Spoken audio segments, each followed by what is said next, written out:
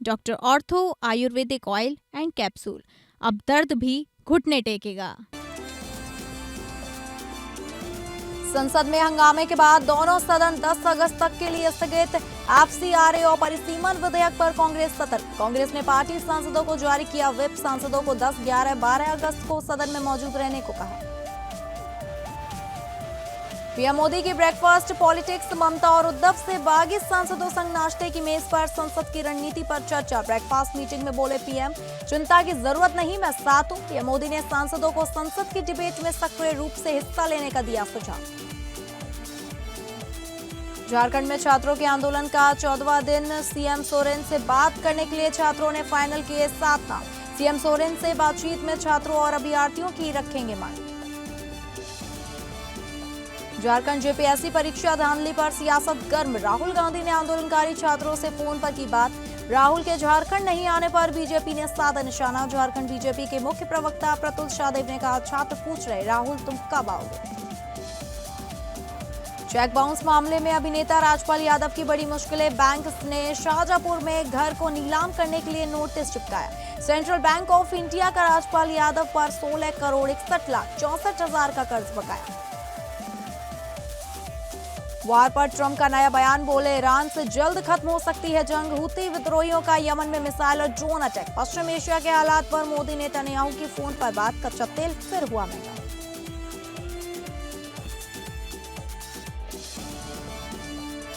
नमस्कार, आप सभी का बहुत स्वागत है और मैं हूं आपके साथ अंकिता सिंह। शुरुआत करेंगे बुलेटिन की। संसद में 10 से 12 अगस्त के बीच भारी गहमागहमी रहने के आसार हैं। कांग्रेस ने अपने और सहयोगी दलों के सभी सांसदों को सदन में उपस्थित रहने का सख्त निर्देश दिया है। महत्वपूर्ण विधेयकों पर संभावित चर्चा को देखते हुए विपक्ष रणनीति के तहत पूरी ताकत से सरकार को घेरने की तैयारी में है। संसद के मानसून सत्र के बीच राजनीतिक सरगर्मियां अचानक तेज हो गई। कांग्रेस ने संसद के दोनों सदनों में अपने सभी सांसदों को उपस्थित रहने का फरमान जारी किया है।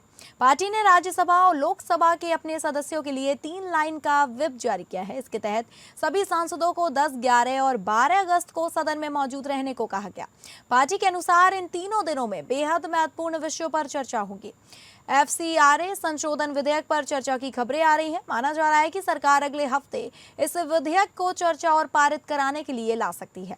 इसके साथ ही परिसीमन से जुड़े संविधान संशोधन विधेयक को लेकर भी चर्चाओं का बाजार गर्म है। हालांकि संसदीय कार्य राज्य मंत्री ने अगले हफ्ते के संभावित सरकारी कामकाज का ब्यौरा देते समय स्थिति साफ नहीं की। उन्होंने अपने बयान में एफसीआरए संशोधन विधेयक या महिला आरक्षण व परिसीमन से जुड़े विधेयक का कोई जिक्र नहीं किया। हम किसी को डिस्टर्ब नहीं करना चाहते। सदन को अगर किसी के वजह से डिस्टर्ब हो रहा है तो वो रूलिंग पार्टी से, सरकार से। और मैं जब कभी भी पॉइंट ऑफ ऑर्डर उठाता हूँ या 267 का डिमांड करता हूँ, मेरे को बोलने नहीं देते, पूरे लोग उठ जाते, उठ के खड़ा होते हैं। अरे सरकार जब अपोजिशन लीडर बोलने के लिए तैयार होता है और उसको जो इम्पोर्टेंस मिलना चाहिए, जो सदन के जो उनके लीडर है उनको जो इम्पोर्टेंस है वही इम्पोर्टेंस हमको भी मिलना चाहिए। I quoted 2 rules. He has not quoted any rules. He stood up. Sir, you gave him time. And the leader of opposition spoke. As a person, he is a senior member. He is also a leader of opposition. No, but he has not quoted any ruls.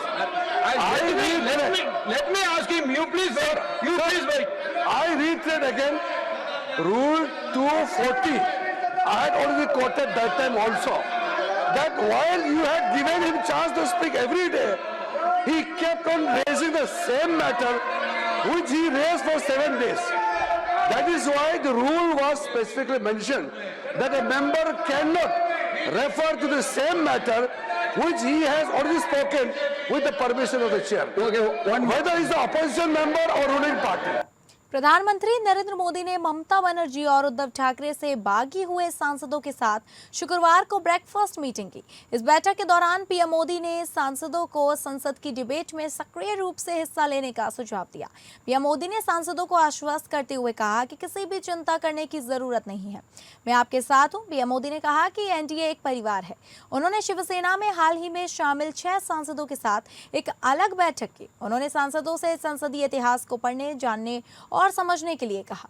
PM Modi ने बताया कि संसद में इतिहास से जुड़ा बहुत सारा मटेरियल उपलब्ध है, डिबेट में तैयारी करने के लिए उसका इस्तेमाल कीजिए। इसके साथ ही पीएम मोदी ने सांसदों को अपने अपने राज्यों के विकास के लिए काम करने की सलाह दी और इस बात पर जोर दिया कि जब राज्य आगे बढ़ेंगे तभी देश का भी विकास होगा। पीएम मोदी ने सांसदों से कहा कि अगर विकास परियोजनाओं से जुड़ी किसी भी प्रकार की समस्या आती है तो वह सीधे प्रधानमंत्री कार्यालय यानी कि पीएमओ से संपर्क करें।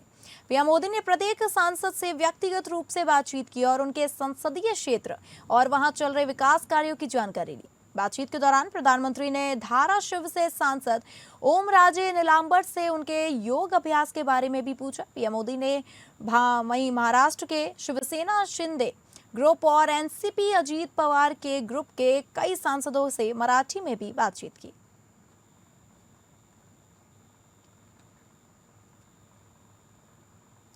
अगली खबर को रुख करेंगे, जहां रांची में जेपीएससी और जीएसएससी परीक्षाओं में कथित अनियमितताओं के खिलाफ छात्रों का आंदोलन लगातार जारी है। अब मुख्यमंत्री हेमंत सोरेन से बातचीत के लिए अभ्यर्थी न्याय मंच ने अपने 7 प्रतिनिधियों के नाम फाइनल कर दिए। मंच की तरफ से कहा गया कि यही 7 सदस्य मुख्यमंत्री के साथ होने वाली बातचीत में छात्रों और अभ्यर्थियों की मांगे रखेंगे। आंदोलन के बीच सरकार और छात्रों के बीच बातचीत को लेकर गतिरोध अभी पूरी तरह खत्म नहीं हुआ है। अभ्यर्थी न्याय मंच की तरफ से घोषित प्रतिनिधि मंडल में रामावतार महतो, दीन बंधु मंडल, चंदन कुमार, रविशंकर, प्रेम कुमार, अमित कुमार और विमल कुमार शामिल हैं। प्रशासन की तरफ से एडीएम ने प्रदर्शनकारियों से बातचीत के लिए प्रतिनिधि मंडल के नाम मांगे थे। इसके बाद छात्रों ने 7 नाम तय किए हैं। वहीं हेमंत सोरेन सरकार ने शर्त रखी थी कि इस बैठक में पत्रकार या वकील को शामिल करने की अनुमति नहीं होगी। छात्रों की मांग थी कि उनकी तरफ से तय सभी 11 लोगों को बैठक में शामिल किया जाए। यही मुद्दा फिलहाल बातचीत में अड़चन बना हुआ था, लेकिन अब छात्रों ने डेलीगेशन के नाम तय कर दिए हैं। मुख्यमंत्री हेमंत सोरेन ने कहा कि सरकार बातचीत के लिए तैयार है और छात्रों की समस्याओं को समझना चाहती है। उन्होंने कहा कि सरकार ने बातचीत के लिए एक चैनल पहले ही तय किया है और कोशिश है कि छात्रों की बात जयपाल सिंह मुंडा स्टेडियम तक सीमित ना रहे, बल्कि आगे बढ़कर ठोस सुधार किए जाएं। सरकार का कहना है कि छात्रों की जरूरतों और मांगों के मुताबिक भर्ती प्रक्रिया में मजबूत सुधार किए जाएंगे। फिलहाल प्रदर्शन स्थल पर अधिकारियों और छात्रों के बीच बातचीत चल रही है। एसडीएम के साथ भी चर्चा जारी है। प्रदर्शनकारी जेपीएससी और जीएसएससी की परीक्षाओं में कथित गड़बड़ियों की निष्पक्ष जांच, पारदर्शिता और दोषियों पर कार्रवाई की मांग कर रहे हैं। आंदोलन 14वें दिन पहुंच चुका है और कई छात्र भूख हड़ताल पर हैं। इस बीच आंदोलन के दौरान एक छात्र की तबीयत बिगड़ने के बाद उसे अस्पताल ले जाया गया, जिससे भूख हड़ताल पर बैठे छात्रों की सेहत को लेकर भी चिंता बढ़ गई है। अब सबकी नजर सरकार और छात्रों के बीच होने वाली अगली बातचीत पर है। देश भर में 148 डॉक्यूमेंटेड केसेस हैं पेपर लीक के, एग्जामिनेशन इरेगुलरिटीज के। सीबीआई के पास क्लोजर रिपोर्ट कितने का है? आप बताइए, क्लोजर रिपोर्ट कितने का है? मात्र 1 का। कैसे किसी संस्था पे विश्वास करेगी? ऐसी कोई जानकारी मेरे पास नहीं है। मुख्यमंत्री जी के पहल पे ही कमेटी बनी है। हम युवाओं के साथ हैं। जो युवा धरना पर बैठे वो हमारे बच्चे हैं। कल आपने देखा होगा हमारे नेता, जनजन के नेता आदरणीय राहुल गांधी जी ने स्पष्ट रूप से युवाओं से बात किया और हमें लगता है कि सारे युवा का मनोबल बढ़ा है राहुल जी की बात करने से। अब मैं जानकारी मिली थी कि कल कुछ बच्चे की तबीयत खराब हो गई है। अभी हमने 3 डॉक्टर को वहाँ भेजा था। देखिए, बीजेपी का हर हमेशा रहा है आरोप लगाना। सरकार बैठी हुई है वार्ता करने के लिए, क्योंकि वो विद्यार्थी भी हमारे घर के परिवार के सदस्य हैं और विद्यार्थी की हित की बात हमारी सरकार हर हमेशा कर रही है। जी हाँ, बीजेपी के मुख्य सचेतक नवीन जायसवाल जो हटिया के विधायक हैं, वो भी लगातार नौकरी के मुद्दे को लेकर, रोजगार के मुद्दे को लेकर और शिक्षा के मुद्दे को लेकर यहाँ पर खासतौर पर सत्ता पक्ष के खिलाफ नारेबाजी कर रहे हैं। लगातार छात्र हित में हम लोग आंदोलन करते रहेंगे। एक जनप्रतिनिधि, एक विधायक होने के नाते भारतीय जनता पार्टी अपने नेता आदरणीय बाबूलाल मरांडी जी के नेतृत्व में सड़क से लेकर सदन तक जो जेपीएससी में गड़बड़ी हुआ है, जेसीसी में गड़बड़ी हुआ है, जिसमें पूरे सरकार, पूरे कैबिनेट उसमें सम्मिलित है, उन सभी मुद्दाओं पर सरकार चुप्पी साधी हुई है। उन मुद्दाओं को लेकर हम सब लोग आंदोलन कार्य करेंगे और छात्र के हित में अपनी आवाज को बुलंद करने के काम करेंगे। सीएम को अगर मन की इच्छा होती तो सीएम चले जाते। आप ही का प्रदेश के छात्र हैं, आप ही के छात्र हैं, कोई गैर तो छात्र है नहीं। आप जाकर उन लोगों से बात करके उनकी समस्याओं को सुनने के काम करें। तो सुना आपने, लगातार जो है विपक्ष सिर्फ शिक्षा के मुद्दे पर इस वक्त जो है सत्ता पक्ष पर सबसे ज्यादा हमलावर नजर आ रही है। ये आंदोलन सदन परिसर पर लगातार बना हुआ है। गुरुवार को कांग्रेस नेता राहुल गांधी ने भी आंदोलन कर रहे छात्रों से फोन पर बातचीत की, जिस पर राज्य में सियासत तेज हो गई है। इस क्रम में भाजपा के प्रदेश अध्यक्ष आदित्य साहू से लेकर मुख्य प्रवक्ता प्रतुल शाहदेव ने जोरदार तरीके से हमला बोलते हुए राहुल गांधी के अब तक रांची नहीं पहुंचने पर जमकर सवाल खड़े कर रहे हैं। झारखंड बीजेपी के मुख्य प्रवक्ता प्रतुल शाहदेव ने कहा कि छात्रों को राहुल गांधी के वर्चुअल सहानुभूति नहीं बल्कि उनके जमीनी समर्थन की उम्मीद है। प्रतुल ने कहा कि केंद्र में शिक्षा मंत्री का इस्तीफा मांगने वाले राहुल गांधी झारखंड के मुख्यमंत्री, जो खुद शिक्षा मंत्री भी हैं, के खिलाफ इनके इस्तीफे की मांग को लेकर कब धरने पर बैठेंगे। छात्रों को इसका भी इंतजार है। प्रतुल ने कहा कि छात्र अभी पूछ रहे हैं कि राहुल तुम कब आओगे। देखिए, जिस प्रकार से भी सुना है कि कांग्रेस के नेता श्री राहुल गांधी जी ने झारखंड के रांची में जो छात्रों के द्वारा विगत 13 दिनों से जो आमरण अनशन किया जा रहा है, उनको मोबाइल के माध्यम से समझाने का काम कर रहे हैं। मुझे लगता है कि शर्म को भी शर्म आनी चाहिए। तो इन कांग्रेस के नेता राहुल गांधी जी को शर्म नहीं है। पहले उन्हें माननीय मुख्यमंत्री हेमंत सोरेन से बात करनी चाहिए कि जो विगत 13 दिनों से हमारे बच्चे, हमारे छात्र। देखिए, 13 दिनों के बाद भी राहुल गांधी जी नजर आए जेपीएससी के आंदोलन में, तो वो भी सिर्फ वर्चुअल माध्यम से वीडियो संदेश जारी कर दिया। साहब, फोन से बात कर लिया।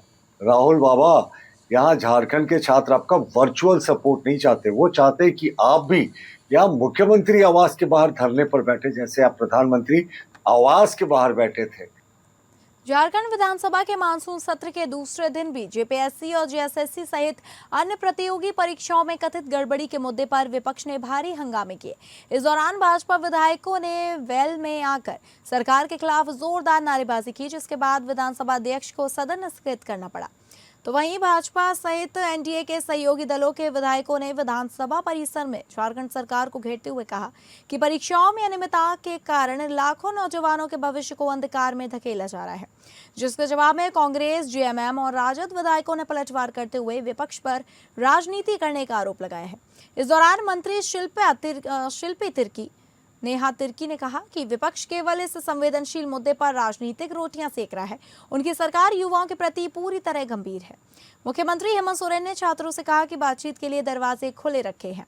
इसी तरह मंत्री इरफान अंसारी, संजय प्रसाद यादव, हाफिजुल हसन अंसारी, चमरा लिंडा से लेकर विधायक राजेश कश्यप ने विपक्ष पर पलटवार करते हुए छात्रों के मुद्दे पर जमकर प्रतिक्रिया व्यक्त की है। स्थिति नाजुक होते जा रही है, अत्यधिक कमजोरी बढ़ चुका है। अभी का स्थिति में बातों को सुन पा रहे हैं, सोच पा रहे हैं और धीरे धीरे बोल पा रहे हैं। इसके अलावा बाकी अंग सपोर्ट बढ़िया तरीके से नहीं कर पा रहा है। उठना हो, बैठना हो, चलना हो तो किसी का सहारा लेना पड़ रहा है और बाकी बदन में दर्द, चक्कर, खिंचाव ये सब तो है ही। माध्यम है वो माध्यम हमने बता रखा है और बात करने के लिए भी हम लोग तैयार हैं। सरकार हर छात्रों का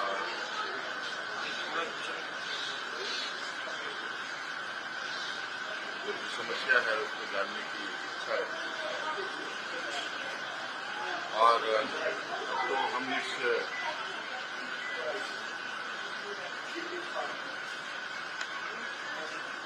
जो छात्रों की इच्छा है शिक्षा को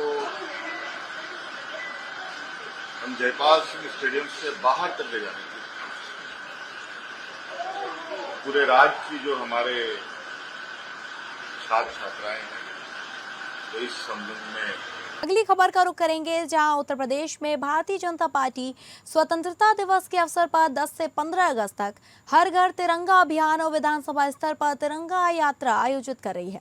इस अभियान का मुख्य उद्देश्य राज्य भर में राष्ट्र प्रेम, राष्ट्रीय एकता और देशभक्ति का संदेश जन जन तक पहुंचाना है। पार्टी के प्रदेश अध्यक्ष पंकज चौधरी और प्रदेश महामंत्री संगठन धर्मपाल सिंह ने अभियान को सफल बनाने के लिए विशेष टोली का गठन किया है। कार्यक्रम को सफल बनाने के लिए संगठन ने तैयारियां तेज कर दी हैं। 10 अगस्त से 15 अगस्त तक जगह जगह तिरंगा यात्रा निकाली जाएगी। इससे पूरे प्रदेश में देशभक्ति का माहौल बनेगा। अभियान को बूथ स्तर तक ले जाया जाएगा और कार्यकर्ता घर घर जाकर लोगों को तिरंगा लगाने के लिए प्रेरित करेंगे और राष्ट्रभक्ति का संदेश भी देंगे। हर घर तिरंगा अभियान के दौरान पार्टी स्वतंत्रता सेनानियों के परिवारों से संपर्क करेगी। उनके संघर्ष और बलिदान को याद किया जाएगा। इसके साथ ही शहीद वीर सैनिकों के परिजनों को सम्मानित भी किया जाएगा। भाजपा का मानना है कि नई पीढ़ी को देश के वीरों के बारे में जानना जरूरी है। पिछले वर्षों की तरह इस बार भी आम जनता, व्यापारी और सरकारी संस्थानों से अपील की जाएगी कि वे अपने घर, दुकान और कार्यालयों पर तिरंगा लगाएं। स्कूल, कॉलेज और सामाजिक संगठनों को भी इस अभियान से जोड़ा जाएगा। तिरंगा फैलाते हुए सेल्फी नमो ऐप, सरल पोर्टल और सोशल मीडिया पर डाली जाएगी। सीएम योगी ने भी इस साल 5 करोड़ घरों तक तिरंगा पहुंचाने का लक्ष्य निर्धारित करते हुए सभी वर्गों की व्यापक भागीदारी सुनिश्चित करने के निर्देश दिए हैं। 9 अगस्त को काकोरी ट्रेन एक्शन दिवस पर विशेष कार्यक्रम का आयोजन होगा। वहीं 9 से 15 अगस्त तक स्वतंत्रता संग्राम से जुड़े स्मारकों और स्मृति स्थलों पर कार्यक्रम आयोजित होगा। 14 अगस्त को विभाजन विभीषिका स्मृति दिवस पर विभिन्न कार्यक्रम आयोजित होंगे। विभाजन पीड़ित शरणार्थी परिवारों के साथ कैंडल मार्च होगा। इसके अलावा 14-15 अगस्त को प्रदेश के सभी सिनेमाघरों में राष्ट्रगीत और राष्ट्रगान का अनिवार्य प्रसारण होगा। 15 अगस्त को पूरे प्रदेश में स्वतंत्रता दिवस समारोह का भव्य आयोजन होगा।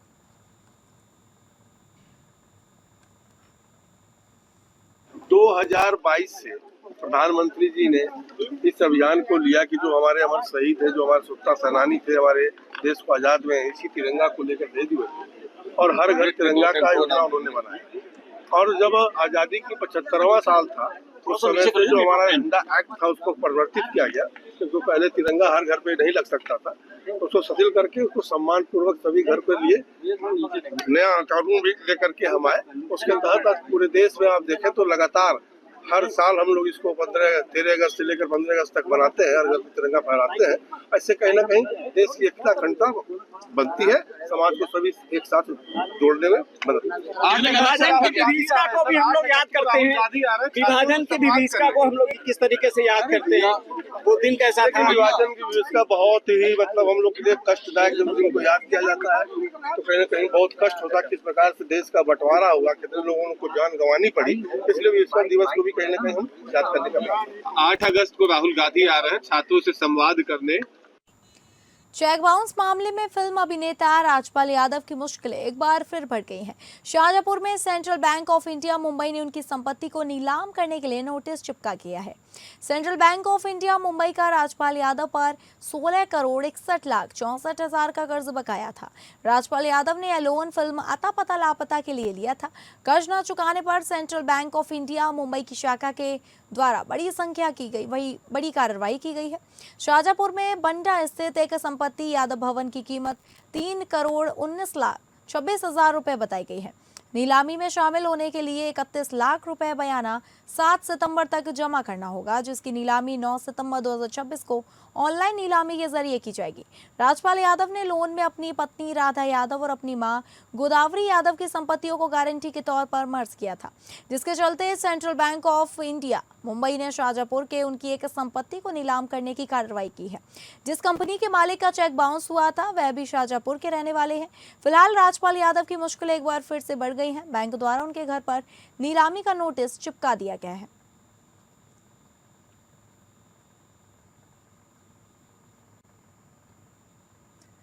सोशल मीडिया पर प्रसिद्ध पाने के लिए रील बनाना पनवेल एसटी डिपो के 3 कर्मचारियों को काफी महंगा पड़ गया। पनवेल डिपो की महिला कंडक्टर ट्रैफिक कंट्रोलर को निलंबित कर दिया गया। मिली जानकारी के अनुसार महिला कंडक्टर ने एसटी की वर्दी में पनवेल डिपो के कंट्रोल रूम में रील बनाई थी। इस वीडियो में ट्रैफिक कंट्रोलर भी शामिल थे। वीडियो में गुलाब का फूल देने का दृश्य दिखाया गया था। यह वीडियो सोशल मीडिया पर तेजी से वायरल हुआ और इसे 7.5 लाख से अधिक व्यूज मिले। वीडियो की सत्यता की जांच के बाद मुंबई विभाग की ओर से संबंधित तीनों कर्मचारियों को कारण बताओ नोटिस जारी किया गया। इसके बाद विभागीय अनुशासनात्मक कार्रवाई करते हुए तीनों कर्मचारियों को निलंबित कर दिया गया। दरअसल एसटी महामंडल की ओर से पहले ही स्पष्ट निर्देश जारी किए जा चुके हैं कि ड्यूटी के दौरान reel, video, live streaming, YouTube shorts या सोशल मीडिया के लिए अन्य सामग्री बनाने पर प्रतिबंध है।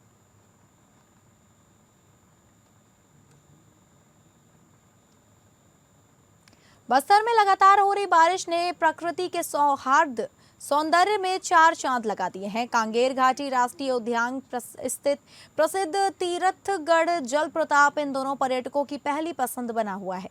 ऊंची पहाड़ियों से गिरती दूधिया जलधारा और चारों ओर फैली हरियाली पर्यटकों को मंत्रमुग्ध कर रही है।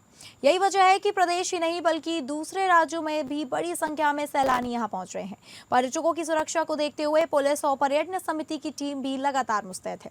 कांगेर घाटी राष्ट्रीय उद्यान में स्थित यह जलप्रपात इन दिनों पर्यटकों के आकर्षण का सबसे बड़ा केंद्र बना हुआ है।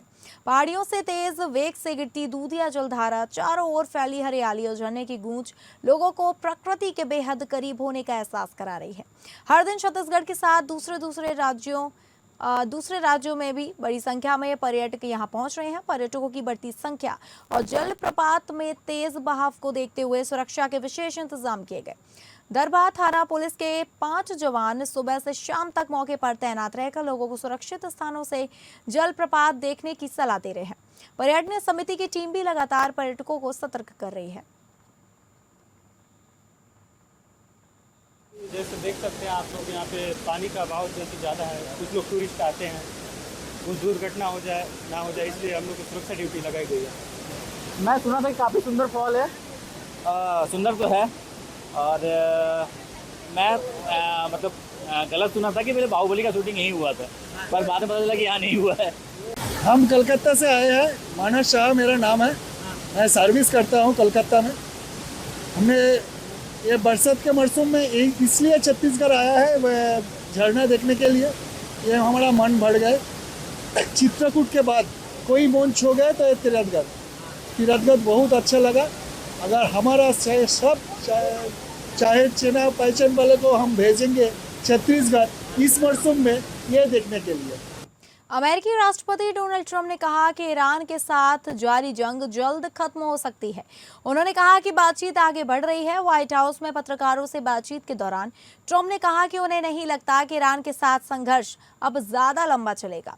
ट्रंप ने यह भी कहा कि अमेरिका के पास हथियारों की कोई कमी नहीं है और जरूरत के मुताबिक नए हथियार लगातार बनाए जा रहे हैं। ट्रंप ने दावा किया कि ईरान ने खुद बातचीत की पहल की है और दोनों देशों के बीच वार्ता में अच्छी प्रगति हुई है। उनके मुताबिक समझौता ईरान के लिए सबसे बेहतर विकल्प होगा। उधर यमन की सेना ने बताया कि हूती विद्रोहियों ने बैलिस्टिक मिसाइल और ड्रोन से हमला किया, जिसमें 30 सैनिकों की मौत हो गई जबकि कई अन्य घायल हुए हैं। हूती विद्रोहियों ने अदन की खाड़ी में सऊदी तेल टैंकर डेजी पर मिसाइल हमला करने का भी दावा किया। उधर प्रधानमंत्री नरेंद्र मोदी ने इजरायल के प्रधानमंत्री बेंजामिन नेतन्याहू से फोन पर बातचीत की। दोनों नेताओं ने पश्चिम एशिया के मौजूदा हालात पर बातचीत की और ईरान और अमेरिका के बीच बढ़ते तनाव का असर वैश्विक तेल बाजार पर देखने को लगा है। गुरुवार को ब्रेंट क्रूड 3.83% की तेजी के साथ $82.49 प्रति बैरल पहुंच चुका है, वहीं बंद हो गया इस पर।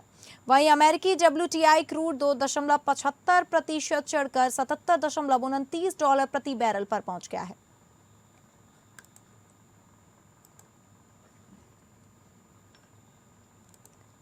तो फिलहाल इस बुलेटिन में इतना ही। नमस्कार।